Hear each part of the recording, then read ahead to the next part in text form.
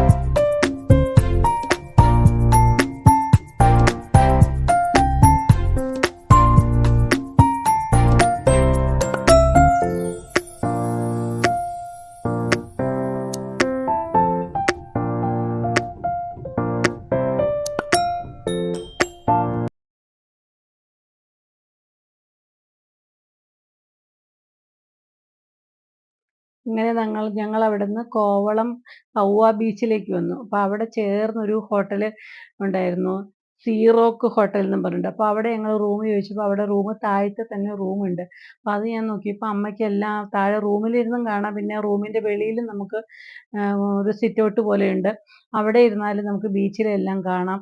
പിന്നെ അതുകൂടാതെ റൂമിൻ്റെ വെളിയിൽ ഒരു മുറ്റം പോലെയുണ്ട്. അവിടെ ആളുകൾ അതിനോട് ചേർന്ന് റെസ്റ്റോറൻ്റ് ഉണ്ട്, വെളിയിലെ റെസ്റ്റോറൻ്റ്. അപ്പോൾ അവിടെ ഇരുന്നും അമ്മയ്ക്ക് കാണാൻ പറ്റും. അപ്പോൾ ഞങ്ങൾ നോക്കിയപ്പോൾ ഏറ്റവും നല്ല അനുയോജ്യമായ സ്ഥലം ഈ ബീച്ചിൽ ഇത് തന്നെയാണെന്ന് തോന്നി. കാരണം വേറെ ഹോട്ടലൊന്നും നോക്കണേക്കാളും അമ്മയ്ക്ക് കാണാൻ സൗകര്യം ഈ ഹോട്ടൽ തന്നെയാണ്. ഇപ്പോൾ പ്രായമുള്ളവരെയും കൊണ്ട് നമുക്ക് വരണമെങ്കിൽ ഏറ്റവും അനുയോജ്യമായ ഒരു ഹോട്ടലാട്ടോ നോക്കിയപ്പോൾ. ബഡ്ജറ്റ് ഫ്രണ്ട്ലിയുമാണ്, കാരണം വലിയ പൈസ ആവത്തില്ല, നമുക്കെന്നാൽ ഹോട്ടലൊട്ടും നല്ലതുമാണ് താനും, എല്ലാം കാണുകയും ചെയ്യാം. അപ്പോൾ അമ്മ പിന്നെ അവിടെ ഇരുന്നും ഫുൾ ടൈം ഒരു ദിവസം മൊത്തം അവിടെ ഇരുന്നുകൊണ്ട് ഇങ്ങനെ കാണുമായിരുന്നു. കാരണം വെച്ച് കഴിഞ്ഞാൽ ഓരോരുത്തർ വരുന്നു, ചാടുന്നു, വെള്ളത്തിൽ ചാടുന്നു, അങ്ങനെ ഇങ്ങനെ അതൊക്കെ കണ്ടിരിക്കാൻ നല്ല രസമുണ്ടല്ലോ. അപ്പോൾ അങ്ങനെ സ്പീഡ് ബോട്ട് പോകുന്നതും അങ്ങനെയെല്ലാം കണ്ട് അമ്മ അവിടെ ആസ്വദിച്ചിരിക്കുകയാണ്. ഇപ്പോൾ ദേ അമ്മ വെളിയിൽ റൂമിൻ്റെ വെളിയിൽ, റൂമിൽ നിന്ന് ഇറങ്ങാനും നമുക്ക് എളുപ്പമുണ്ട്. അപ്പോൾ അമ്മയ്ക്കൊരു വാക്കിംഗ് സ്റ്റിക്കൊക്കെ ഉണ്ട്. അപ്പോൾ അതും കൊണ്ട് നമുക്ക് തന്നെയായാലും ഇറങ്ങാൻ ബുദ്ധിമുട്ടില്ല. അവിടെ ഇരുന്ന് പിന്നെ ഇതെല്ലാം കാണുകയും ചെയ്യാം. പിന്നെ അവിടെ അമ്മ കുറേ നേരം അവിടെ ഇരുന്ന് കാണുകയും ചെയ്തു. ഇതെല്ലാം കണ്ട് ആസ്വദിച്ചു. പിന്നെ നല്ല വെയിൽ വന്നപ്പോൾ ഇച്ചിരി നേരം അകത്ത് കയറി അകത്തിരുന്നുകൊണ്ട് കണ്ടു. അങ്ങനെ ഓരോന്ന് കാണുമായിരുന്നു. പിന്നെ വൈകുന്നേരം ആയി കഴിഞ്ഞപ്പോഴത്തേക്കും വെളിയിൽ നമുക്ക് കുറച്ചുകൂടിയും കാണാൻ ലൈറ്റും എല്ലാം കൂടെ വന്നപ്പോൾ നല്ല രസമുണ്ടായിരുന്നു കേട്ടോ കാണാനായിട്ട്. അപ്പോൾ വൈകിട്ടായാലും ഞങ്ങൾ പിന്നെ വെള്ളത്തിൽ ഇറങ്ങാനായിട്ട് അങ്ങ് പോയി. അമ്മ പിന്നെ അവിടെ ഇരുന്ന് ഞങ്ങൾ ഇറങ്ങുന്നതും പിന്നെ ആളുകൾ ചാടുന്നതും എല്ലാം കണ്ടുകൊണ്ടിരിക്കുകയായിരുന്നു. അമ്മയ്ക്കും നല്ലൊരു സന്തോഷമായിരുന്നു അത്. കാരണം അങ്ങനെയൊക്കെ ഇരുന്ന് കാണുന്നത് പ്രായമുള്ളവർക്ക് അതൊരു സന്തോഷമാണ്. അപ്പം ഞങ്ങൾ കുറച്ച് കഴിയുമ്പോഴത്തേക്കും കുറേ നേരം വെള്ളത്തിൽ കിടന്ന് ചാടി. അപ്പോൾ അതൊക്കെ അമ്മയും കണ്ടുകൊണ്ടിരിക്കുകയാണ്.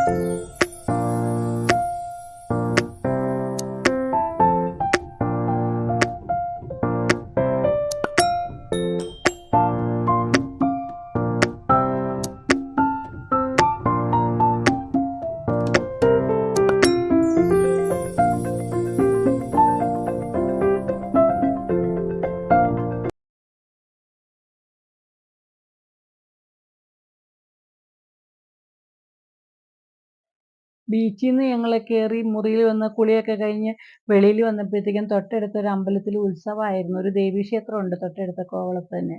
ഈ ഹോട്ടലിൻ്റെ തൊട്ട് ബാക്കിലായിട്ട് വരും അത്. അപ്പോൾ അവിടുത്തെ ഉത്സവത്തിൻ്റെ എഴുന്നള്ളിപ്പും പിന്നെ ഇത് താലപ്പൊലിയൊക്കെ പോകുന്നുണ്ടായിരുന്നു. അപ്പോൾ അതും നമ്മുടെ ഈ ഹോട്ടലിൻ്റെ മുറ്റത്തൊക്കെ പോലെയാണ്. അപ്പോൾ അത് പിന്നെ അതൊക്കെ കണ്ടു. നല്ല രസമായിരുന്നു. കൊച്ചു പിള്ളേർ കൃഷ്ണൻ്റെ വേഷവും അങ്ങനെ ഓരോ രീതിയിൽ ഒരുങ്ങിയൊക്കെ നല്ല ഭംഗിയായിരുന്നു കേട്ടോ. അപ്പോൾ ആ ഘോഷയാത്രയും താലപ്പൊലിയൊക്കെ കണ്ട് ഞങ്ങൾ അവിടെ അതും കാണാനുള്ളൊരു ഭാഗ്യം ഞങ്ങൾക്ക് കിട്ടി. തൊട്ടടുത്തുള്ളൊരു അമ്പലത്തിലായിരുന്നു. അപ്പോൾ ആ അമ്പലത്തിൽ പിറ്റേ ദിവസം പൊങ്കാലയാണ്. അപ്പോൾ രാവിലെ അവിടെയും ശരിക്കും വിഷുക്കണിയൊക്കെ ഒരുക്കിയിട്ടുണ്ടായിരുന്നു. അപ്പോൾ ഹോട്ടലിലും ഒരുക്കിയിട്ടുണ്ടായിരുന്നു. ഞങ്ങൾ ഹോട്ടലിൽ വിഷുക്കണി കണ്ടിട്ടാണ് ഞങ്ങൾ അങ്ങോട്ട് പോകാമെന്ന് വിചാരിച്ചത്. കാരണം രാവിലെ തന്നെ ഹോട്ടലിൽ നിന്ന് ഇറങ്ങി കണ്ടിട്ട് അങ്ങ് പോകാമെന്ന് വിചാരിച്ചു. അപ്പോൾ അങ്ങനെ ഇതും കഴിഞ്ഞ് ഞങ്ങൾ രാത്രിയായി കിടന്ന് രാവിലെ ഞങ്ങൾ പിന്നെ ഹോട്ടലിലെ കണി കാണാനായിട്ട് നോക്കി കഴിഞ്ഞപ്പോൾ ഹോട്ടലിൽ എല്ലാ രീതിയിലും അവർ ഒരുക്കിയിട്ടുണ്ട് കേട്ടോ. എന്തായാലും നല്ലൊരു വിഷുക്കണിയായിരുന്നു. നമ്മൾ വീട്ടിൽ ഒരുക്കുന്ന പോലെ തന്നെ അവരും ചെയ്തു വെച്ചിട്ടുണ്ടായിരുന്നു. അപ്പോൾ അത് കാണാൻ നമുക്കൊരു ഭാഗ്യമുണ്ടായി. കാരണം വിഷുക്കണി ഞങ്ങൾ എങ്ങനെ കാണുമെന്ന് വിചാരിച്ചിരിക്കുകയാണ്. കാരണം നമ്മളെല്ലാ വർഷവും വിഷുക്കണി കാണുന്നതാണ്. അപ്പോൾ എങ്ങനെ കാണും എന്നുള്ള ഇതിൽ ഇരുന്നപ്പോഴത്തേക്കും ഏതായാലും ഹോട്ടലുകാർ പറഞ്ഞു ഇവിടെ കണി ഒരുക്കുന്നുണ്ടെന്ന് പറഞ്ഞു. അങ്ങനെ പിന്നെ ഞങ്ങൾ വിഷുക്കണിയും കൂടെയും കാണാനുള്ള അവസരം ഞങ്ങൾക്ക് കിട്ടി.